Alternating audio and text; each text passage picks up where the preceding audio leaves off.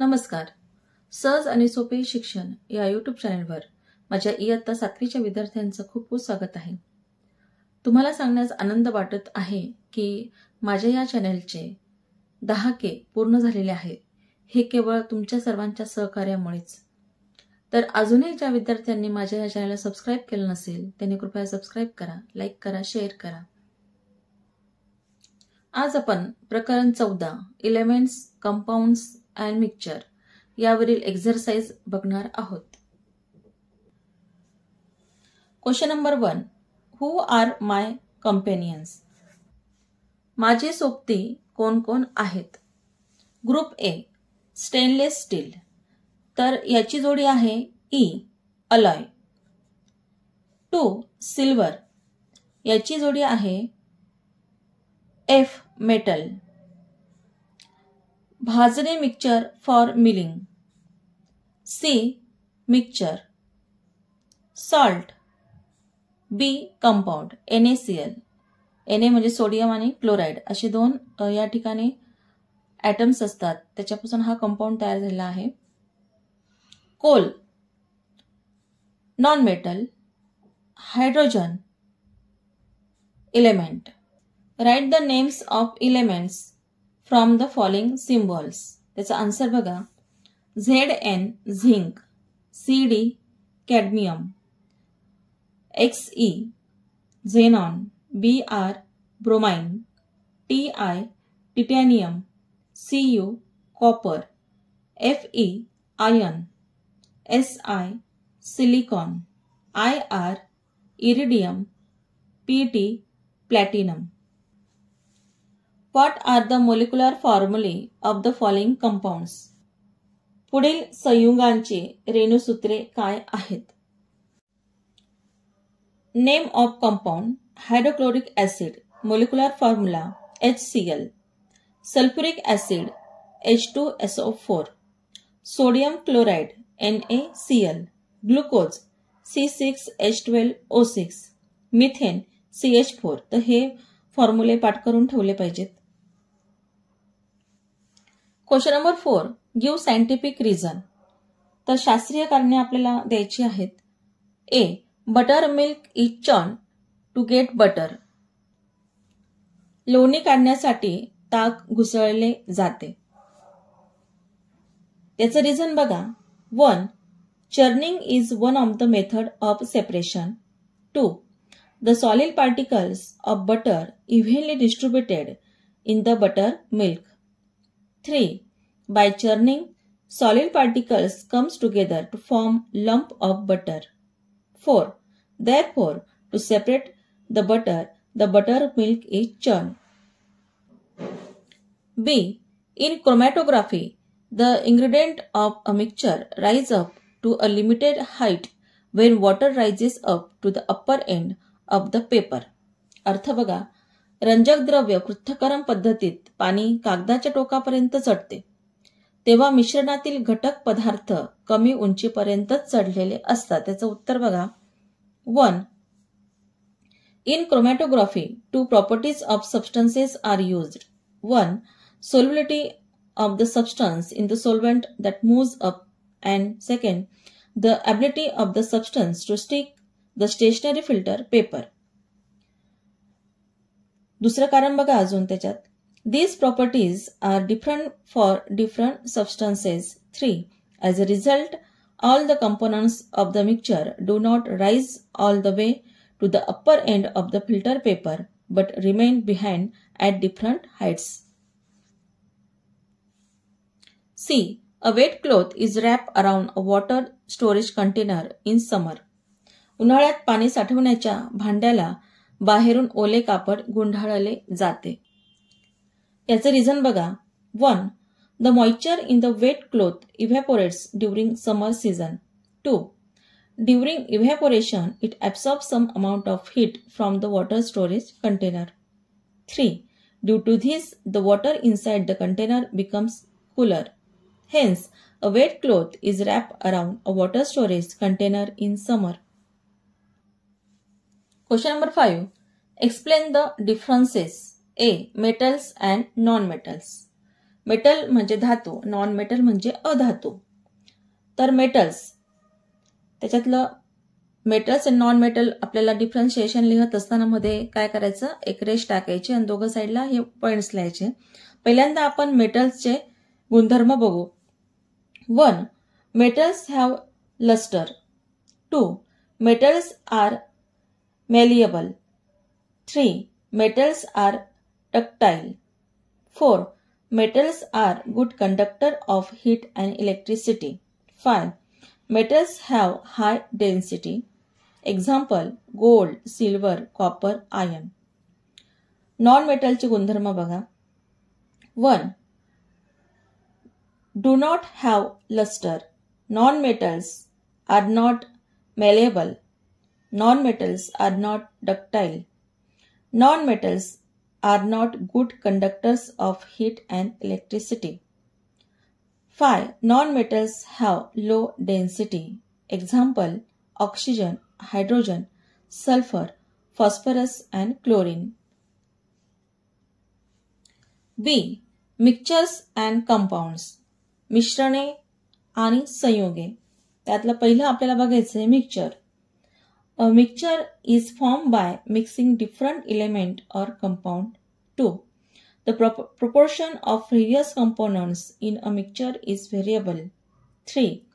The properties of a mixture are same as the properties of the individual components. Example, air, bhel, sea water. Compounds बघा. 1. A compound is formed when two or more elements combine chemically. 2. Constituent elements are always present in fixed proportion. 3. The properties of compound are different from those of the constituent elements. Example, salt, alum, chalk. 3. Atoms and molecules. अणु आणि रेणू. त्याच्यातील item बघा. 1. Atoms are the smallest particles of an element. 2. Atoms are indivisible. Atom is very small in comparison to a molecule. 4. An atom is not stable. Example, atoms of hydrogen, nitrogen, oxygen, etc. Molecule. 1. Molecules are formed by the combination of two or more atoms. 2. Molecules can be divided into many atoms. 3. Molecule is very large in comparison to an atom. 4. A molecule is usually stable. Example, H2O, water, CO2, carbon dioxide, O2, oxygen. D. Separation by distillation and by separating funnel. विलगीकरण व उद्भवपातन. त्याच्यातलं पहिलं बघा, separation by distillation. त्याच्या properties. 1. It is used for separating substances from a liquid mixture. 2. Heat is given during the separation. 3. It is based on the properties of vaporization, condensation and boiling points of two miscible liquids. Miscible liquids म्हणजे मिसळले जाणारे. 4. It is used for separating salt from water. Separation by separating funnel. 1. It is used for separation of a mixture of two unmiscible liquids. न मिसळले जाणारे जे काही द्रव पदार्थ आहेत त्यांच्यामध्ये. Heat is not given during the process. 3. It is based on properties like differences in the densities of liquids. 4. It is used for separating a mixture of oil and water, kerosene and water. 6. Write answer to the following question in your one word. तर खालील प्रश्नांची उत्तरे तुमच्या शब्दात लिहा. A. How are the components of mixture separated by simple method? मिश्रणातील विविध घटक साध्या पद्धतीने कसे वेगळे केले जातात? आन्सर बघा. 1. Filtering or straining to separate insoluble substances from the solution. 2. Sifting म्हणजे चाळणीतून चाळणे. The larger solid particles and the smaller solid particles can be separated by sifting. 3. picking and sorting. By this method, a substance that are need or not needed are separated out. 4. Winnowing. विनोइंगचा अर्थ आहे बघा, धान्याचे टरफले तर काढण्यासाठी त्याला पाखडणे हवेच्या मदतीने. To separate heavier components of the mixture from the lighter components using wind. 5. Combing. मग कोम्बिंगचा अर्थ असतो केस विंचरणे किंवा चाळणे. जसं आपण केसांमध्ये कंगवा घालतो ना, त्या पद्धतीने या ठिकाणी मॅग्नेट आपल्याला त्या मिक्सचरमध्ये असा घालायचा आहे, सगळीकडे फिरवायचा आहे. Combing with a magnet. The mixture that contains iron particles is combed with a magnet. B. Which elements, metals and non-metals, compounds and mixture do we use in our day-to-day life? आपण दैनंदिन वापरात कोणकोणती मूलद्रव्ये, धातू व अधातू, संयुगे, मिश्रणे वापरतो? त्याचा आन्सर बघा. Elements we use: metals, iron, gold, silver, copper. इलेमेंटमध्ये दुसरे नॉन मेटल्स असतात, त्याच्यात carbon, oxygen, hydrogen, nitrogen. Compounds we use: water, sugar, salt, oil, detergent, carbon dioxide. Mixture we used. तर आपण कोणती मिश्रणे वापरतो? Soap, air, milk, perfume, bhel, 22 carat gold, brass. Brass म्हणजे पितळाची भांडी. C. In everyday life, where and for what purpose do we use centrifugation? दैनंदिन व्यवहारात अपकेंद्री पद्धतीचा वापर कोठे व कशासाठी होतो? C. Centrifugation. 1. Drying of wet clothes in a washing machine. 2. Separation of cream from milk. 3. In diagnostic laboratories for separation of solid components of blood. 4. We use stirrer for making buttermilk from yogurt. Stirrer म्हणजे जशी आपल्या घरी रवी असते, ढवळणी, तर त्याला म्हटलेलं आहे, त्याचा वापर आपण करत असतो की दह्यापासून जे बटर मिल्क ताक आपण बनवत असतो त्याच्यासाठी. D.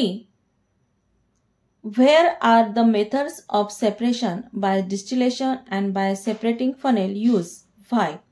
उद्भवपातन व विलगीकरण पद्धतीचा उपयोग कोठे होतो का? त्यात पहिलं बघायचं distillation. 1. Distillation is the separation method used to separate impurities from the solution. 2.